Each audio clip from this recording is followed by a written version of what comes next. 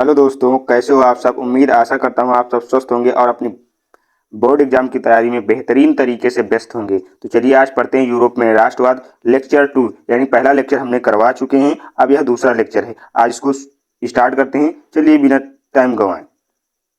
बच्चों, आपसे एक सवाल है, अगर किसी घर में हर दिन एक नया नियम बने तो घर चलेगा या घर में झगड़ा होगा। तो आप तुरंत बताएंगे कि घर में झगड़ा होगा। जब डेली नियम ही परिवर्तन हो रहे हैं तो घर में क्या होगा, झगड़ा होगा। यही हाल यूरोप का कभी था। छोटे छोटे राज्य थे, और जब छोटे छोटे राज्य होते हैं तो क्या होते हैं, उन राजाओं के अपने अपने अलग अलग नियम होंगे, क्योंकि हर एक क्षेत्र का राजा होगा वो अपने तरीके से चलाएगा, क्योंकि हर इंसान की सोच एक तरीके की नहीं होती। तो क्या होगा, उससे अगर राजा अलग अलग होंगे छोटे छोटे राज्य में तो जनता क्या होगी, परेशान होगी, क्योंकि हर देश का जो राजा होगा वो अपनी तरीके से शासन व्यवस्था को, कानून व्यवस्था को लागू करेगा। पिछली क्लास में हमने जाना कि राष्ट्रवाद की भावना कैसे जन्म लेगी, राष्ट्र क्या है, राष्ट्रवाद क्या है और यूरोप पहले कैसा था। तो चलिए स्टार्ट करते हैं। फ्रांसीसी क्रांति बदलाव की शुरुआत। 1789 ईस्वी में फ्रांसीसी क्रांति यूरोप में राष्ट्रवाद के विकास के महत्वपूर्ण शुरुआत थी। फ्रांसीसी क्रांति क्या थी, सबसे पहली क्रांति फ्रांसीसी क्रांति ऐसी थी जिसमें यूरोप के राष्ट्रवाद के विकास की महत्वपूर्ण शुरुआत थी, और इस क्रांति के बाद ही यूरोप में अलग अलग देश बने और अलग अलग सरकारें बनी। इस क्रांति के बाद यह विचार मजबूत हो गया कि सर्वोच्च सत्ता राजा में नहीं बल्कि नागरिकों और राष्ट्र में निहित होनी चाहिए। जैसे अपने देश में ही देखते हैं कि जनता क्या है, जो नागरिक है उसी पर सत्ता निहित होती, क्योंकि जनता के पास अधिकार है अपना वोट देने का। वो जिस पार्टी या जिस पर्टिकुलर व्यक्ति को चाहेगी उसे सरकार का सर्वोच्च पद दिला सकता है और हटा भी सकते हैं, क्योंकि हर 5 वर्ष में चुनाव होते हैं। पहले ऐसा नहीं था। राजा क्या था, राजा होता था, उसका बेटा राजा बनेगा, उसका बेटा राजा बनेगा। क्या था, वो वंशानुगत था। इसमें वंशानुगत नहीं है, जिसको चाहे जनता शासन पर चाहे बिठा सकती है और शासन पर चाहे हटा सकती है। आज हम उसी घटना पर आए हैं जिसमें यूरोप की सोच बदल दी। एक सवाल, अगर स्कूल का मॉनिटर अपने दोस्तों को पूरे नंबर दे दे और बाकी बच्चों को कम दे तो कैसा लगेगा। हालांकि ऐसा है नहीं, अगर कोई टीचर आपको किसी को ज्यादा नंबर देता है, आपको कम नंबर देता है, आपने ज्यादा कॉपी में लिखा है, तो आपको क्या लगेगा, महसूस होगा कि नहीं। वहां पे तो आप क्या करेंगे, उनके विरोध में खड़े होंगे। और यही कारण है कि फ्रांसीसी क्रांति यूरोप में उभरी। अगर आपको कम नंबर टीचर देगा तो आपको लगेगा कि हमारे साथ अन्याय हो रहा है, और इसी की वजह से फ्रांसीसी क्रांति हुई, और वहां के लोगों को भी ऐसा लगने लगा कि हमारे साथ गलत हो रहा है, और उन्होंने इस चीज को महसूस किया और क्रांति शुरू हुई।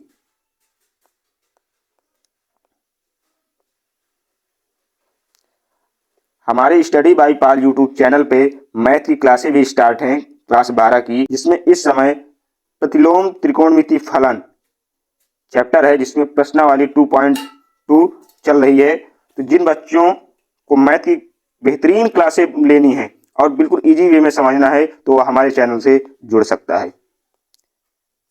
फ्रांसीसी क्रांति के और क्या कारण थे। क्रांतिकारियों ने फ्रांस में एक समान कानून, यानी कानून कैसा होना चाहिए, एक समान होना चाहिए, समान प्रशासन और समान मापतौल की व्यवस्था स्थापित करने का प्रयास किया। राष्ट्रीय एकता के लिए तिरंगे झंडे, राष्ट्रगान और राष्ट्रीय प्रतीकों को अपनाया गया। अगर किन्हीं व्यक्तियों को एक विचारधारा में लाना है तो उस विचारधारा का एक झंडा होना चाहिए और उसकी एक पर्टिकुलर कानून व्यवस्था होनी चाहिए। राष्ट्रीय एकता के लिए तिरंगे झंडे, राष्ट्रगान और राष्ट्रीय प्रतीकों को अपनाया गया वहां फ्रांसीसी क्रांति में। जैसे हमारे यहाँ भी जब आजादी की लड़ाई लड़ रहे थे तो अपना झंडा होता था, अपने एक नारे होते थे और राष्ट्रगान अपनाया गया, जिससे हमारे यहाँ जन गण मन अधिनायक, और राष्ट्रीय प्रतीक जैसे अशोक के सारनाथ में जो स्तंभ स्थित है उससे लिया गया है। ऐसे कुछ प्रतीकों का इस्तेमाल भी किया जाता है जिससे हम लोगों को एकजुट कर सके और अपनी विचारधारा को बढ़ा सके। फ्रांसीसी क्रांति के विचारों में स्वतंत्रता, समानता और राष्ट्रवाद का प्रभाव यूरोप के अन्य देशों पर भी पड़ा और आगे चलकर राष्ट्र राज्यों का निर्माण की प्रक्रिया को बल मिला। जैसे आप अभी के टाइम पे देख लें, जनजी आंदोलन हुआ, उसके बाद जन अल्फा भी आंदोलन करने लगी, क्योंकि क्या होता है, देख देख के हमें पता चलता है और हम आगे अपने विकास के लिए योगदान देते चले जाते हैं। चलिए पढ़ते हैं नेक्स्ट। परीक्षा के लिए कैसे छोटे शब्दों में याद करें इसकी भी व्यवस्था की गई है। 1789 में क्या हुआ, फ्रांसीसी क्रांति हुई। नागरिकों की संप्रभुता यानी नागरिकों पर ही सत्ता निहित होनी चाहिए। राष्ट्रीय एकता और राष्ट्रवाद का विकास हुआ। बोर्ड में उत्तर लिखते समय मुख्य शब्द अवश्य लिखे। जैसे 1789 ईस्वी में नागरिकों की क्या संप्रभुता, इसको क्या करें, काले रंग से हाईलाइट करें, जिससे क्या समझ में आता है, एग्जामिनर चेक करता है तो उसे लगता है कि बच्चे को पूरी तरह से मालूम है। तो जो जो फैक्ट आपको रियल पता हो तो उनको क्या करें, काले से जरूर हाईलाइट कर दे। समान कानून व्यवस्था, राष्ट्रीय एकता, स्वतंत्रता, समानता और राष्ट्रवाद, ये सब 1789 की फ्रांसीसी क्रांति के मुख्य बिंदु थे। अब पढ़ेंगे नेक्स्ट हेडिंग, स्वतंत्रता, समानता और बंधुत्व। क्या हेडिंग है, स्वतंत्रता, समानता और बंधुत्व। बच्चों, अगर क्लास में सिर्फ 5 लोगों को बोलने का अवसर दिया जाए, बाकी सबको चुप करा दिया जाए, तो क्या यह सही होगा? आप तुरंत कमेंट में बताएं। यह सही नहीं होगा। सभी का यही कमेंट होगा कि यह सही नहीं होगा। इसीलिए लोगों ने 3 बातों पर ज्यादा ध्यान दिया। कौन सी 3 बातें थी? स्वतंत्रता, समानता, बंधुत्व। स्वतंत्रता क्या है, मतलब किसी भी व्यक्ति को अपनी पर्सनल लाइफ एवं विभिन्न कार्यों के लिए जो लीगल हैं उनके लिए पूर्ण स्वतंत्रता हुई। समानता मतलब किसी भी अमीर गरीब या किसी भी वर्ग जाति धर्म का उसको समान प्रकार की व्यवस्था होनी चाहिए। और बंधुत्व का मतलब है कि आपस में सभी के लिए भाईचारा होना चाहिए। तो पढ़ेंगे स्वतंत्रता, समानता और बंधुत्व के बारे में। फ्रांसीसी क्रांति ने स्वतंत्रता, समानता और बंधुत्व के विचार को बढ़ावा दिया। इन विचारों के आधार पर लोगों ने निरंकुश शासन का विरोध किया। निरंकुश शासन का मतलब होता है जिस पर किसी भी प्रकार का अंकुश न हो। समान अधिकारों की मांग और राष्ट्रीय एकता की भावना को मजबूत किया। इन विचारों ने फ्रांस की सीमाओं से बाहर भी प्रभाव डाला, क्योंकि ये धीरे धीरे मूव होते रहते हैं विचार। और यूरोप में राष्ट्रवाद के विकास को गति मिली। सबसे पहले कहाँ हुआ? यूरोप में, फ्रांस में 1789 में। उसके बाद आसपास के जो पड़ोसी देश भी थे वो भी प्रभावित हुए और वहां भी इस तरह क्रांति की शुरुआत होने लगी। याद कैसे रखेंगे? ट्रिक के माध्यम से। स्वतंत्रता, स्वतंत्रता का मतलब होता है आजादी। समानता, समानता का मतलब होता है समान अधिकार। बंधुत्व का मतलब होता है भाईचारा, आपस में भाईचारा। एक लाइन में कैसे याद रखेंगे? फ्रांसीसी क्रांति से क्या निकला? स्वतंत्रता प्लस समानता प्लस बंधुत्व। तो इससे क्या हुआ? राष्ट्रवाद का विकास हुआ। किसका विकास हुआ? राष्ट्रवाद का विकास हुआ। चलिए पढ़ते हैं नेक्स्ट हेडिंग, जनता की शक्ति और राष्ट्रीय पहचान। क्या हेडिंग है हमारी? जनता की शक्ति और राष्ट्रीय पहचान। इसके बारे में पहले जानेंगे। पहले लोग क्या कहते थे? राजा ही सब कुछ है। पहले क्या होता था? राजा ही सब कुछ होता था। यही मतलब वही न्यायाधीश होता था, वही लॉ एंड ऑर्डर मेंटेन के लिए पूरा प्रमुख दायित्व होता था उसी के पास। लेकिन अब ऐसी व्यवस्था नहीं है। लॉ एंड ऑर्डर के लिए कोई दूसरा होता है और न्याय के लिए न्यायाधीश होते हैं और सत्ता चलाने के लिए कुछ नेता लोग होते हैं। इन सबका अलग अलग काम है। पहले क्या था? राजा ही सर्वोच्च होता था, यानी राजा ही सब कुछ करता था। लेकिन अब सोच बदलने लगी। लोग कहने लगे देश जनता का भी है, क्योंकि वहां के निवासी जनता भी तो हैं, सिर्फ राजा ही तो नहीं है।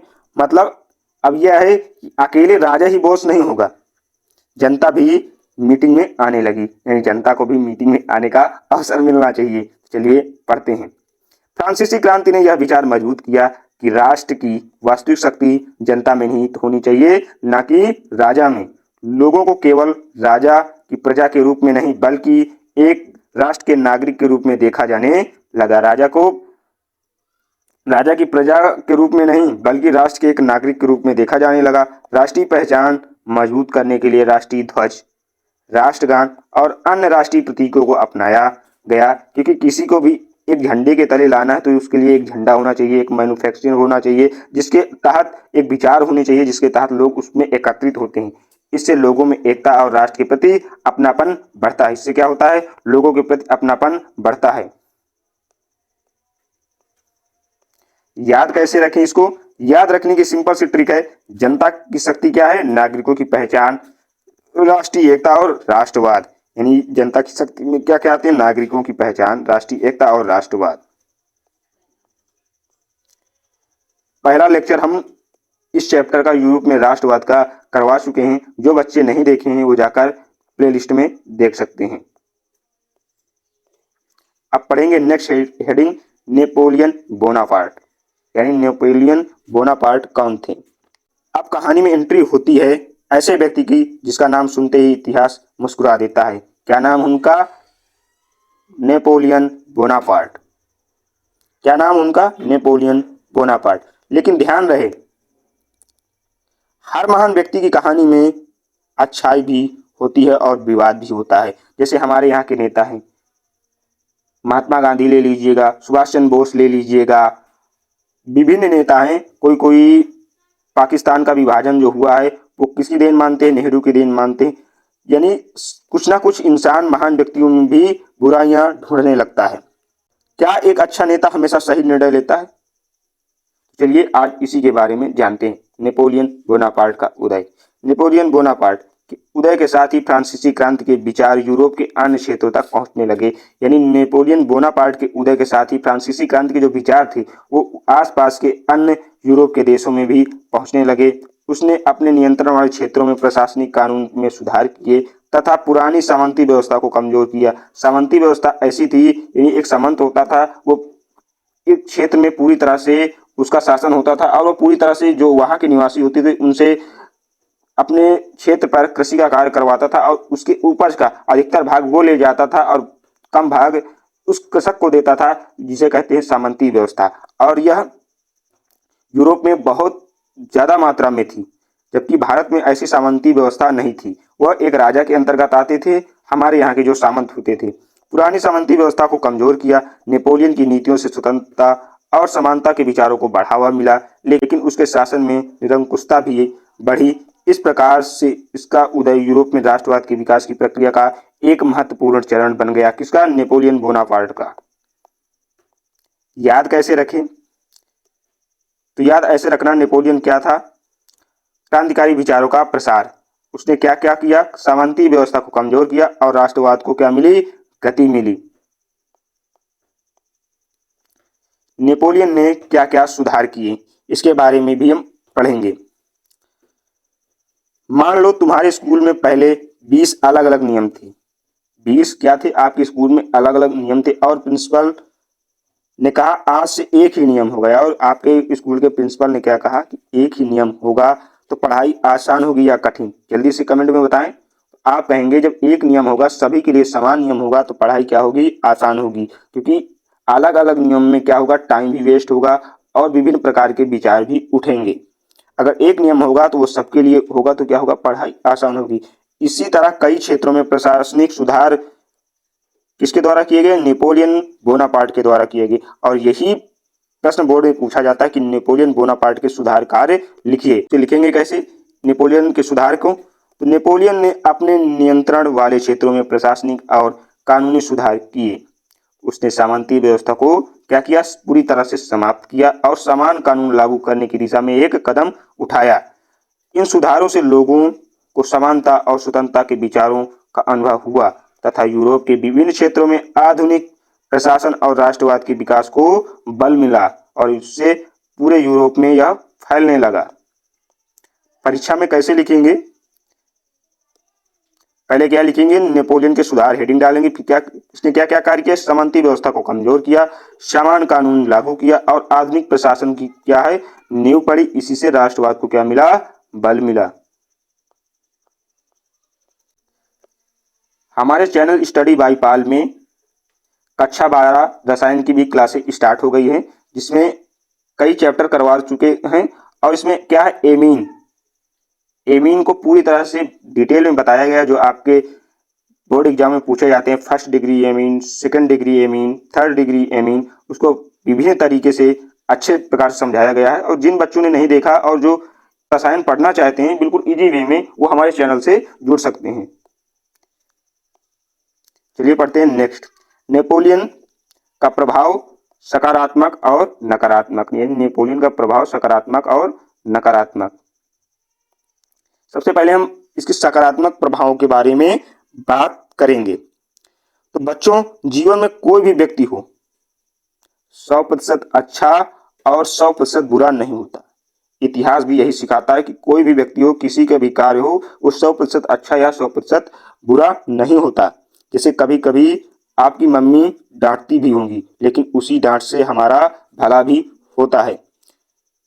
इसलिए किसी भी ऐतिहासिक व्यक्ति को एक ही रंग से मत देखो। चलिए इसके पढ़ते हैं सकारात्मक प्रभाव। नेपोलियन ने अपने नियंत्रण वाले क्षेत्रों में प्रशासनिक और कानूनी सुधार किए। उसने सामंती व्यवस्था को क्या पूरी तरह से कमजोर कर दिया या खत्म कर दिया, और समान कानून तथा आधुनिक प्रशासन के विचार को उत्पन्न किया और उसको बढ़ावा भी दिया। इससे स्वतंत्रता समानता के विचारों को बल मिला। अब पढ़ेंगे इसके नकारात्मक प्रभाव। नेपोलियन के शासन के साथ फ्रांसीसी प्रभुत्व और सैन्य विस्तार भी बढ़ा। जिन क्षेत्रों पर फ्रांसीसी सेनाओं का नियंत्रण हुआ, वहां लोगों को अपने हितों के विरुद्ध शासन और सैन्य दबाव का सामना करना पड़ा। इसलिए धीरे धीरे उसके विरुद्ध राष्ट्रीय भावनाओं और विरोध भी मजबूत हुए। नेपोलियन के नकारात्मक प्रभाव में आपको क्या याद रखना है? फ्रांसीसी प्रभुत्व और सैन्य विस्तार भी बढ़ा। अगर उसका एक होगा सकारात्मक प्रभाव हैं, तो उसके नकारात्मक प्रभाव होंगे। और नेपोलियन क्या था? अपने प्रभुत्व को बढ़ाया और सैन्य विस्तार को इतना ज्यादा बढ़ावा दिया, जिससे जिन क्षेत्रों में फ्रांसीसी सेनाओं का नियंत्रण हुआ, वहां के लोगों को अपने हितों के विरुद्ध क्या है, शासन और सैन्य दबाव का सामना करना पड़ा। इसलिए धीरे धीरे उसके विरुद्ध भी राष्ट्रीय भावना और विरोध को भी मजबूती मिलने लगी। और परीक्षा के लिए एक लाइन कैसे याद करेंगे? नेपोलियन ने क्या किया? सुधारों से आधुनिकता और समानता तथा सैन्य विस्तार से उसका विरोध हुआ। उसका क्या हुआ? सुधारों से आधुनिकता और समानता के कारण उसका क्या हुआ? अच्छे से लोगों ने साथ दिया, लेकिन सैन्य विस्तार के विरोध में लोगों ने उसके जमकर विरोध भी किया। चलिए पढ़ते हैं अब नेक्स्ट हेडिंग, यूरोप में राष्ट्रवाद का प्रसार। हेडिंग का क्या नाम है? यूरोप में राष्ट्रवाद का प्रसार। बच्चों मानो एक छोटा सा सवाल है, अगर एक स्कूल में अच्छी पढ़ाई शुरू हो जाए, यानी आपके आसपास क्षेत्र में किसी स्कूल में एक अच्छी सी पढ़ाई शुरू हो जाए, तो क्या दूसरे स्कूल वाले भी प्रेरित होंगे? तो आप कहेंगे जी प्रेरित होंगे, क्योंकि उस समय क्या होगा? कंपटीशन बढ़ जाएगा। इसी तरह नए विचार एक जगह से दूसरी जगह फैलने लगते हैं, एक देश फिर दूसरे देश, और इसी तरह से ये पूरे यूरोप में फैल गया। तो चलिए पढ़ते हैं। फ्रांसीसी क्रांति और नेपोलियन के सुधारों से स्वतंत्रता, समानता और राष्ट्रवाद के विचार यूरोप के विभिन्न क्षेत्रों में फैलने लगे। नेपोलियन के नियंत्रण वाले क्षेत्रों में समान कानून, सामंती व्यवस्था की समाप्ति और आधुनिक प्रशासन से लोगों ने नए विचारों से परिचित कराया। उन्होंने क्या क्या काम किए? समान कानून व्यवस्था, यानी सभी के लिए समान कानून व्यवस्था और सामंती व्यवस्था को पूरी तरह से समाप्त कर दिया, और आधुनिक प्रशासन लागू किया, जिससे लोग क्या हुए? अपने विचारों, नए विचारों से क्या हुए? परिचित हो गए। 1815 के बाद निरंकुश शासन ने इन विचारों को दबाने का प्रयास किया। अगर कोई राजा के विरुद्ध बोलेगा तो क्या उसको दबाया नहीं जाएगा? उसको जरूर दबाया जाएगा। तो इसी वजह से निरंकुश जो शासन थे, इस विचारों को दबाने का पूरा प्रयास किया, लेकिन उदारवादी और राष्ट्रवादी विचारों का प्रसार जारी रहा। विभिन्न देशों में क्रांतिकारी और गुप्त संगठन बने, जिन्होंने स्वतंत्रता और राष्ट्र राज्यों की स्थापना के लिए संघर्ष जारी कर दिया, और राजाओं के विरोध के बाद भी इन लोगों का संघर्ष जारी रहा। बोर्ड में कैसे लिखेंगे? पहले हेडिंग लिखेंगे फ्रांसीसी क्रांति, फिर नेपोलियन के सुधार, स्वतंत्रता और समानता के विचार, और क्रांतिकारी आंदोलन और राष्ट्रवाद का प्रसार। अगर बोर्ड एग्जाम में पूछा जाए कि फ्रांसीसी क्रांति का यूरोप पर क्या प्रभाव पड़ा, तो घबराना मत। आज के जो सभी टॉपिक हैं उसी के उत्तर की तैयारी है। तो आई होप यह टॉपिक आपको अच्छे समझ में आ गया होगा। तो मिलते हैं नेक्स्ट वीडियो में, तब तक के लिए जय हिंद, जय भारत। और इसी तरह बेहतरीन तैयारी के लिए जुड़े रहें स्टडी बाय पाल यूट्यूब चैनल से।